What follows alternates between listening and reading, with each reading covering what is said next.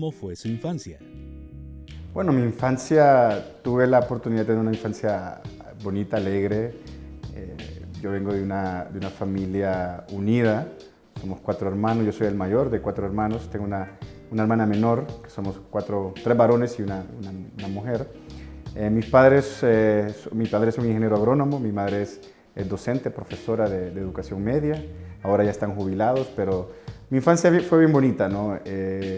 Tuvimos la oportunidad de vivir en el extranjero, mis padres estudiaron en el extranjero y después regresamos a Honduras en 1986. Y en ese entonces yo ya tenía 9 años. Vivimos en el Zamorano, mi padre fue profesor del Zamorano. Y después, bueno, como todo niño, ¿no? Imagínense ustedes viviendo en el Zamorano, en la escuela agrícola, teniendo toda esa campiña ahí. Para mí era como tener un patio enorme, ¿no? Y hacía de todo. Fue bien bonito, ¿no? No puedo quejarme de una infancia. Mis padres me dieron muy buena educación, valores también. Yo creo que ahora eso es lo que yo trato de transmitir como profesional, ¿verdad? Y a mi hija también y a mi entorno, ¿no? ¿Cómo fue la relación con sus padres? Bueno, yo fui un niño, se puede decir, un niño bien inquieto, fui un niño que era muy acucioso, y eso ahora se refleja en el tipo de trabajo que hago, ¿no? Obviamente, ¿no? Pero fue un niño que en momentos, como todo niño rebelde, ¿no? Siempre rebelde ante la autoridad, pero uno ya va madurando, ¿no? Mi relación con mi padre es muy, muy buena, mi madre también es como toda madre, cuida, me orienta, me regaña todavía. Ellos ya están jubilados los dos. Ellos viven en los Estados Unidos. Toda mi familia en sí vive en los Estados Unidos, porque cuando vivimos en los Estados, cuando éramos en los 80s, ellos tuvieron la oportunidad de sacar los papeles y todo eso, ¿no? Entonces, tengo la oportunidad de verlos de vez en cuando, pero ahora con las redes sociales nos podemos hablar cada momento, ¿no? ¿Cómo fue su vida de estudiante? Pues mire, yo de vida de estudiante, yo tuve la oportunidad de tener una muy buena educación. Estuve en la ELBEL. La ELBEL es caracterizada por ser una escuela disciplinada. Salimos muy buenos en matemáticas, aunque yo estoy peleado con la calculadora. Pero fue muy buena formación en la ELBEL. Y yo, en aquel entonces, yo ya sabía de que tenía una línea muy orientada hacia las ciencias sociales, ¿no? Yo sacaba muy buenas notas en las clases de estudios sociales, cívica, todas estas clases de las ciencias humanas, ¿no? Y ahí yo me fui orientando. Igual con mi padre hablábamos, siempre teníamos discusiones de la historia, de las guerras que se daban en el mundo. Mi padre es una persona muy estudiosa, a pesar que y eso sin desacreditar a los ingenieros agrónomos, tendemos a focalizarnos más en nuestra rama, pero es una persona que conoce mucho de diferentes ciencias y áreas. Y creo que esas conversaciones que tenía con mis padres me dieron la oportunidad de ir generando ese criterio, ¿no? Un criterio muy crítico y también muy responsable hacia lo social, ¿no? Mi padre viene de las bananeras, él se tuvo la oportunidad de ganarse una beca para estudiar Zamorano, ¿no? Y entonces conozco el hecho de trabajar por los logros. Sé de que no todo tiene que ser, nada debe ser gratis, todo tiene que ser ganado con méritos. Y yo creo que eso yo lo he podido seguir con mi vida. Yo estudié Derecho aquí en la Autónoma. Después, 2 años de trabajo, me gané una beca para estudiar, media beca para estudiar en Holanda. Tuve la oportunidad de estudiar mi maestría en Holanda, estudié 2 años en Holanda. Después regresé a Honduras y y tuve la oportunidad de trabajar con el PNUD, con las Naciones Unidas. 6 años tuve la oportunidad y trabajaba en proyectos de reconstrucción del Mitch. Entonces me tocaba familiarizarme mucho con los procesos de desarrollo, pero también trabajar de cerca con los beneficiados, ¿no? Y ver también por parte del gobierno las ineficiencias que habían, la corrupción también, cómo ese dinero que venía de la ayuda humanitaria muchas veces se quedaba en lugares que no debería haber quedado, ¿no? Entonces, eso realmente también a mí me dio esa crítica, ¿no? De que debemos ser transparentes, debemos rendir cuenta de nuestras acciones, especialmente si tenemos una función pública, porque siendo un país tan pobre, no podemos quitarle a los pobres para beneficio personal, ¿no? Después tuve la oportunidad de estudiar, apliqué para una beca, soy un doctorado en la Complutense de Madrid y ahí estudié Ciencias Políticas y Ciencias de la Administración. Y bueno, fueron 3 años. En mi trabajo conocí a mi esposa. Llevo 13 años casado con mi esposa. Nos fuimos a estudiar al extranjero, a España, y regresamos justamente después del golpe de Estado, ya se imaginan, ¿no?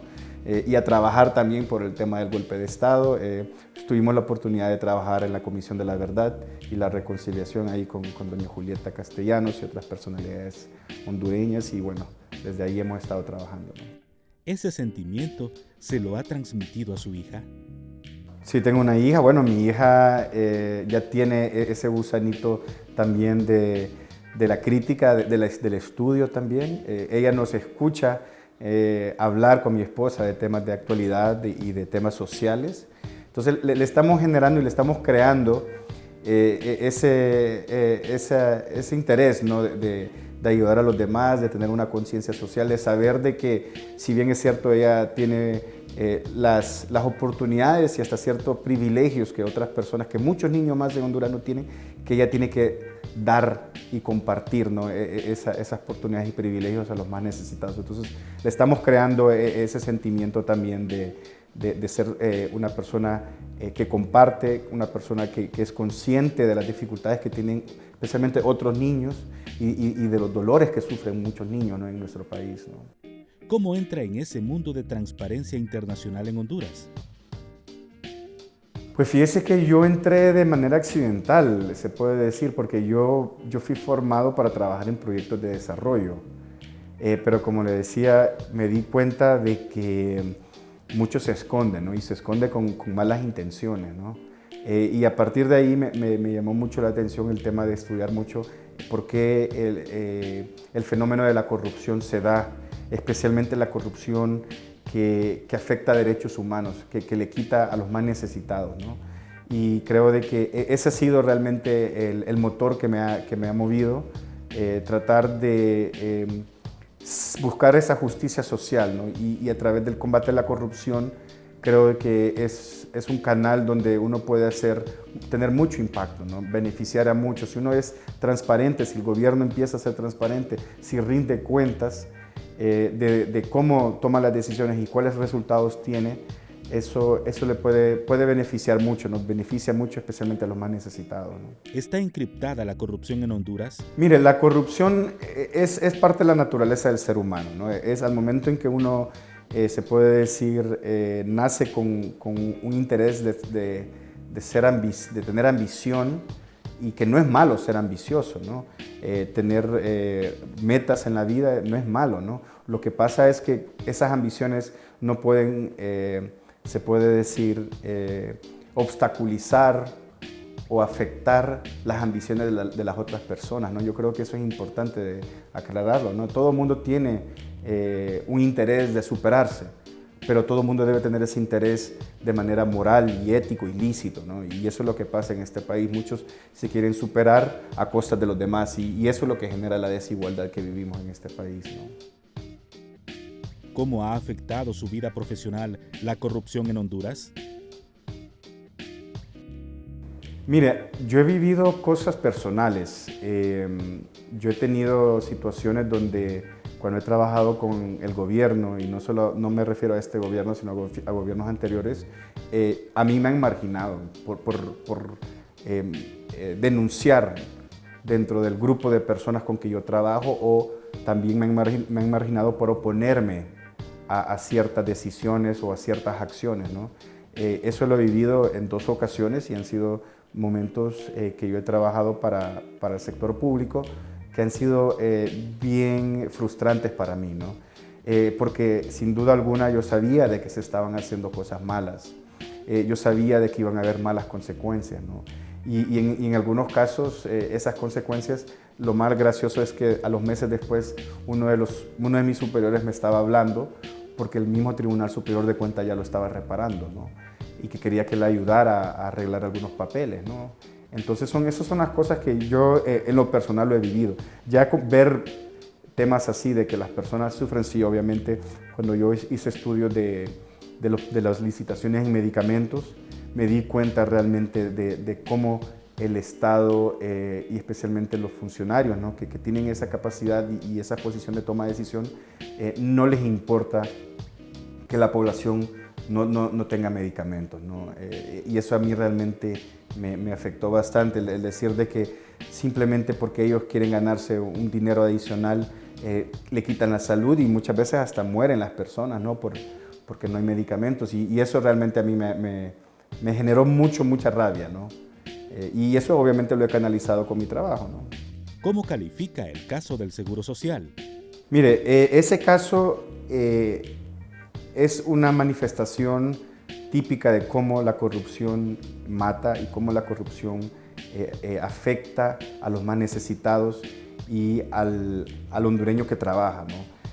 Y ese es el tipo de corrupción que nosotros, especialmente el lugar donde yo trabajo, la Asociación para una Sociedad Más Justa, tratamos de combatir. Esa corrupción que afecta derechos humanos, servicios públicos, que afecta a los más necesitados, que muchas veces no tienen una voz para expresarse, ¿no? Entonces ese es el trabajo nuestro, ¿no? Ver que nuestros hondureños, especialmente estos hondureños que necesitan de la ayuda y del Estado, obtengan esos beneficios, ¿no? ¿Usted cree que tendrá solución la crisis postelectoral en el país? Mire, esa solución pasa no solamente por los partidos políticos, ¿no? Yo creo que también pasa por una sociedad. Pasa porque una sociedad que tenemos ahora mismo desconfía mucho, ¿no? Hay mucha desconfianza, no creemos en nada, ¿no? Y eso se debe a que los políticos nos han mentido, ¿no?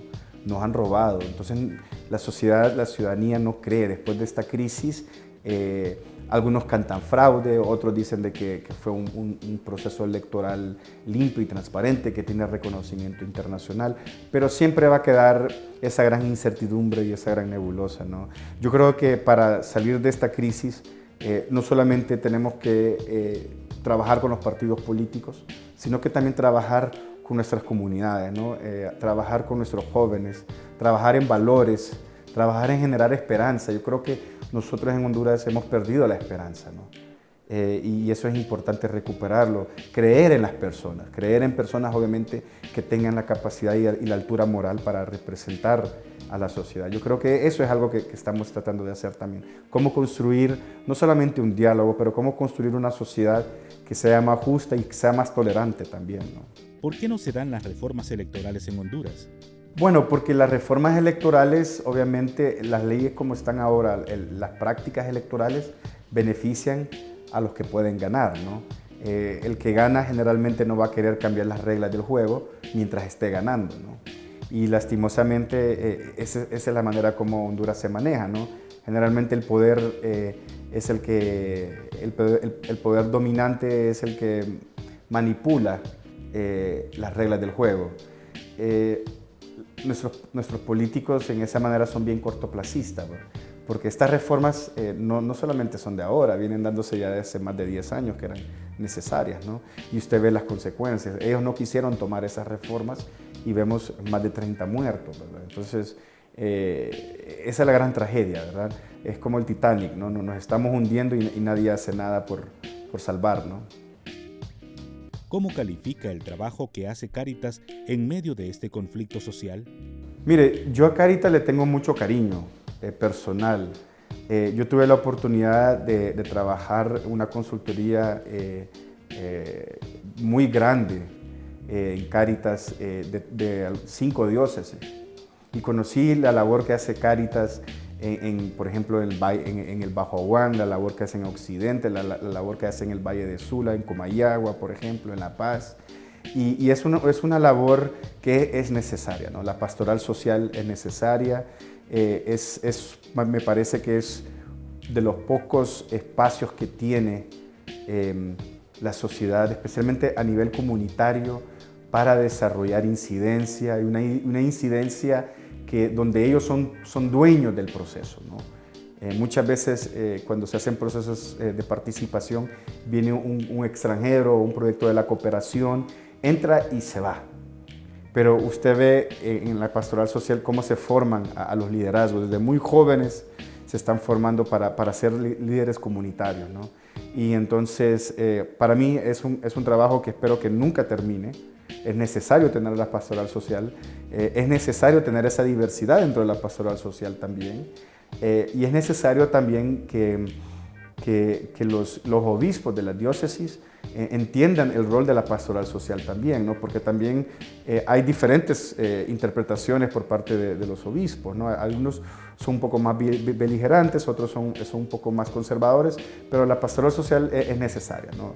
Creo que a mí me abrió los ojos el trabajo que hace la Iglesia Católica a través de la pastoral social, también a través de la pastoral de movilidad, por ejemplo. Es un trabajo que creo de que no muchos lo saben, especialmente a nivel central, pero que a nivel local y comunitario hace un enorme trabajo, especialmente también con el tema de la mujer, ¿no? La igualdad de género. ¿Se respetan los derechos humanos en Honduras? Mire, en Honduras no se respetan los derechos humanos porque todavía estamos aprendiendo a vivir en democracia.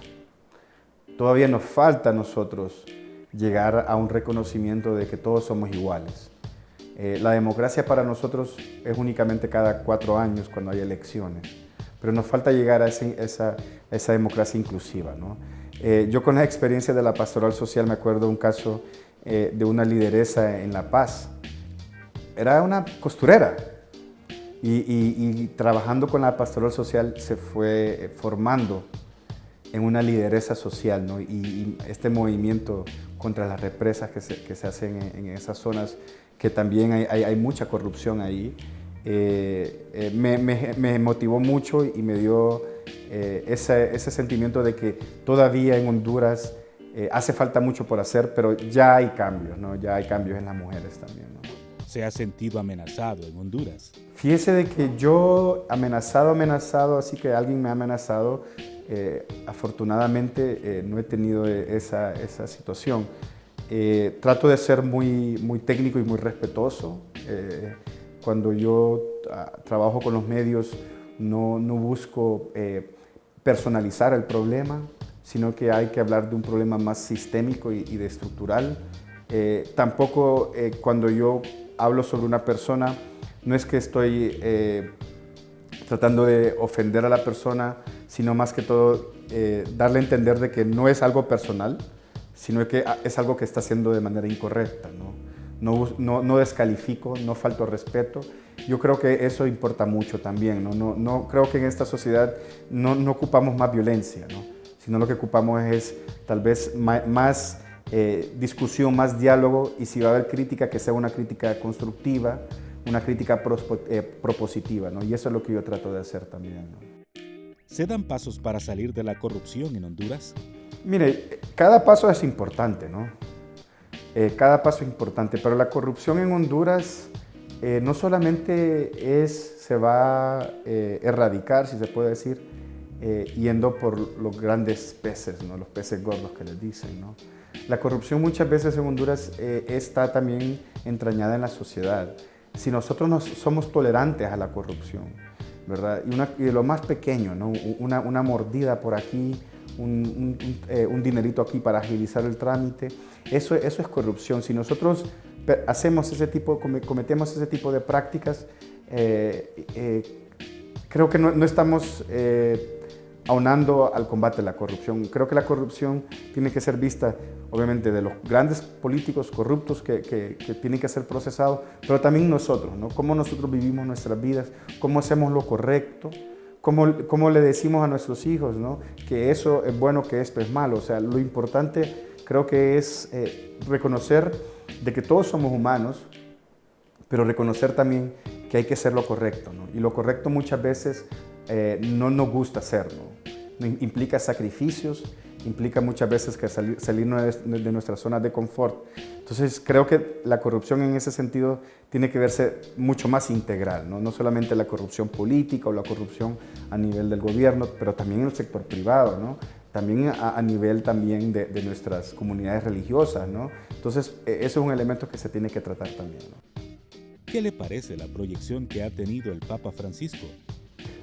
A mí me parece que ha sido un papa, creo que bien progresista. Me ha gustado los mensajes, creo que era algo que la Iglesia Católica necesitaba. Un papa que por ser, ¿verdad?, de la denominación que tiene, es un papa muy, muy consciente de la sociedad, también por el hecho de que vivió en América Latina gran parte de su vida, ¿no? Creo que entiende muy bien las luchas sociales.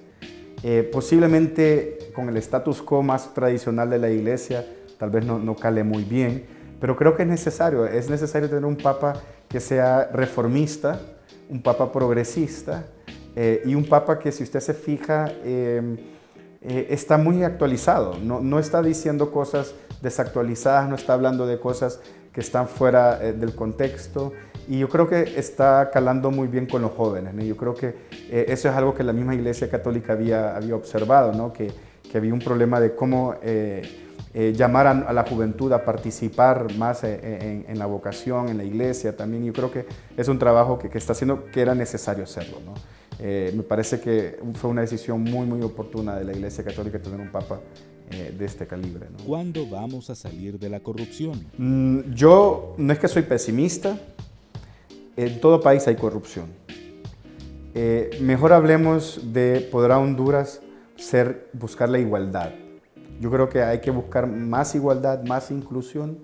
La corrupción se combate con educación, se combate con salud, se combate con más derechos para las personas y se combate también con menos, se puede decir, control o manipulación o exclusión social. Es decir, se combate con mejor redistribución, no del dinero en términos socialistas, comunistas, sino más oportunidades para que todos tengamos el derecho de tener una vida digna, ¿no? Yo creo que así se combate la corrupción. Si usted se fija, en todos los países pobres del mundo, el flagelo repetitivo es la corrupción.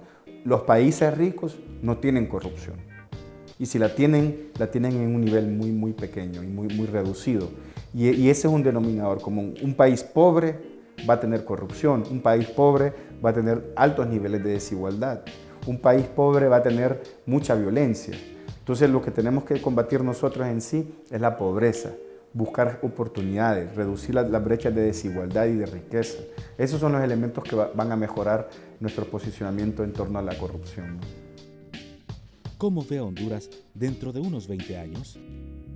Mire, Honduras dentro de unos 20 años, yo espero de que Honduras, me preocupa mucho el tema ambiental. Creo que eso es algo que muchos no nos da preocupación porque vivimos el día a día, obviamente. Yo espero de que haya un mejoramiento de la situación ambiental, del tema del agua, que es algo que va a afectar mucho. Yo espero que Honduras sea mucho más igualitaria, mucho más inclusiva, que haya una clase media mucho más fuerte, que eso es lo que realmente mueve a una sociedad y a una economía, la clase media. Eso para mí es fundamental. Y obviamente una Honduras en paz, ¿no? Yo creo que Honduras, como la que hemos tenido por los últimos 10 años, es una Honduras que nadie se lo esperaba, ¿no? Y es una Honduras que viene a reflejar los malos gobiernos que hemos tenido y el deterioro de nuestras instituciones, ¿verdad? Y también de los valores sociales, ¿no? Es muy importante cuando se habla del narco, cuando se habla de la corrupción, también hay que hablar de los valores, ¿no?, de las personas.